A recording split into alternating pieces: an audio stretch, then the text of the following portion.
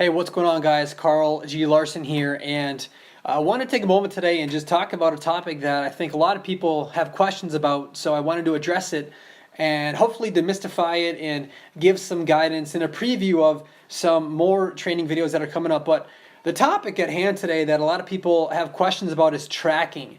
And it is specifically for nutrition, but it can also apply to your fitness and other areas of life. But tracking your food intake. And it's an interesting topic because some of my friends and fitness coaches and really fit people have no idea how much calories they consume, protein they eat, carbs they eat.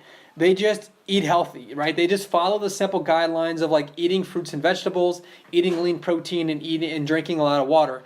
And honestly, 95, man, maybe not 95, 90% of the time for most people, if they just did that and stuck to that, they would be totally fine. They wouldn't have any issues at all with gaining weight or losing weight. And really one more layer on top of that is not only eating healthy, but listening to your body, because your body will tell you if you're full or when you're full, more importantly. We're not made to eat 10 apples in a row. Right? Like I would almost think it's impossible for most people to do that. And you wouldn't want to, there'd be no desire because you have an apple and typically that craving is satisfied. But it's interesting that when we sit down, we can eat literally like a whole bag of Dorito chips or a whole bag of whatever else, right? A lot of times the junk food, it doesn't really click on the satisfied piece of us, and we can just eat. And so some of my friends and coach and colleagues really don't track, and that's great. And other people, they need to, because they want to know what's going in their body and they want to know what effect it's having on them. So really it's up to you and what works for you. But let's just say that you did want to track or maybe know more about what to track and how to track. The first thing I would say is track everything that goes in your mouth. Okay, so basically all the calories you consume, anything you drink or anything you eat that goes in your mouth, track it. So that would be your breakfast, your snacks, your lunch, that would be the water consumption. And really anytime you do this motion, go onto your app on your phone, and the app that I usually use is MyFitnessPal because I found it to be like the quickest and easiest way to record the information. But go into your app and plug it in. And they're really easy to use. Like I said, you can search for foods, you can scan barcodes. I'll actually have an instructional video coming out really soon. But go into that and enter your food in. And every time you eat, enter all of it in. And I would do that for about a week. And just don't change anything. Just do what you're doing right now. Do that for a week. And what that will do is give you like a baseline of your numbers, okay? So over the week, then you can look at, okay, how many calories am I consuming per day? How much protein? How many carbs? And you don't have to figure it out. That app figures all that out for you. So it's super easy to make that happen. So do it for a week. Get your baseline to track your food. And then we can start playing with the numbers. Now, this is where it gets a little tricky. Everyone's different, right? Everyone has different body needs. Everyone has different body frame, different muscle mass, different body fat percent, heights, weights, all that, right? Different genetic makeup. So there's not necessarily like a specific template that can apply to all people. So your plan is going to be different than anyone else's because you're not like anyone else. However, there are some trends that you can use and follow to get results. So for example, the number one thing you can do is really look at your caloric intake. And most Americans eat way too many calories, and that's why almost 70% of Americans are overweight and 30% are obese. So most people eat way too many calories.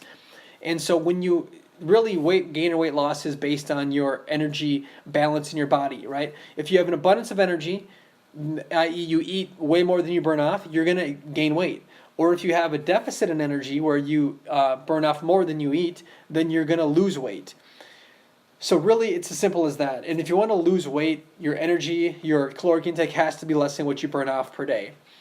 Now, if that's the first thing to track, so watch that for the first week or after the first week. The second thing to look at is your protein consumption, right? Typically, again, consult with your doctor if for your specific plan. But typically, males need about 150 grams and females need about 100 grams a day to get by. That's the average 5'4" female or 5'9" man. So, with that information, look at your protein consumption and what are your trends for the week. Most women are between 40 and 60 grams a day, and most men are usually 60 to 80 grams, which is substantially lower, about half what they actually need. And the interesting part is when you know your caloric intake and your protein intake, you can compare those two numbers to get against each other and really figure out if you're eating in a fat burn or fat gain mode. And so the first thing I want you guys to do is do that if you want to track, and then really look at it. Should be a 10-to-1 ratio. So for every 10 calories you eat, you should have 1 gram of protein. So if you eat 2,000 calories, that means you should have about 200 grams of protein. Doesn't have to be exact, but about. That's the ratio you want to use. That's for most people to maintain a lean and fit physique and maximize your energy levels. Super simple things you can do, but I would recommend doing it right now. The third thing that you should do if you want to start tracking or to keep track of is your water intake, your hydration. How much water do you drink every day? Now, MyFitnessPal, it goes by cups. And so your cup could be different than the next person's cup. Maybe your cup is technically the 8-ounce cup. Well, how many of those do you have a day? Or maybe your cup is like a cup like this, just a plain cup, and that's 16 ounces. So how many of those do you have a day? So whatever your definition of a cup is doesn't matter, but keep track of how many you drink every day. And then again, look at your trend for the week. And once you get your baseline, then you can start playing with it. So first step, guys, is getting your baseline. And then once you have that, you can start making adjustments and testing, okay, if I drink twice as much water, how do I feel? If I drink half as much water, how do I feel? How does that affect my sleep? How does that affect my energy? How does that affect everything else? So you can start playing with those numbers and really fine-tuning your plan. That's what I did for 7 years. That's what I did for the years of struggle and struggle and struggle until finally everything clicked and my body went through massive transformation. So anyways, guys, I wanted to share that with you. Hopefully that helps if you have questions about tracking your food, how to track your food. But with that, we'll say have a great day, peace out, and we'll talk to you soon.